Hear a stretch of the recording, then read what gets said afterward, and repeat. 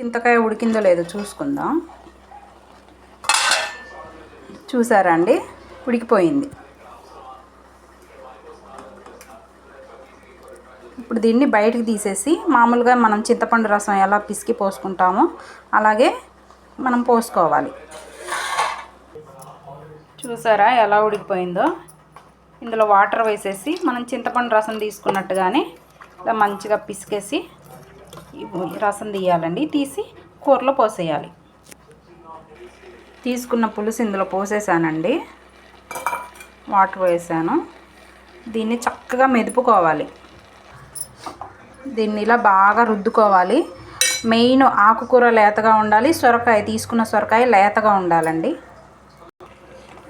చూడండి, దీన్ని మెత్తగా మెదిపేసాను. వాటర్ లేకుండా బాగా ఉడికించేసి తాలింపు పెట్టుకోవటమేనండి.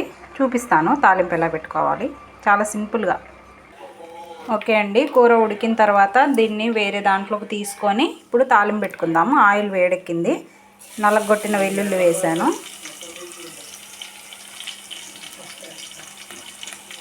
ఎండుమిర్చి అంతే అండి, ఇందులో ఏమీ వేయాల్సిన అవసరం లేదు. ఎండుమిర్చి వెల్లుల్లి అంతే. చూసారా, వెల్లుల్లి చక్కగా వేగిపోయింది. ఇప్పుడు ఈ ఆకుకూరని ఇందులో వేసేద్దాం.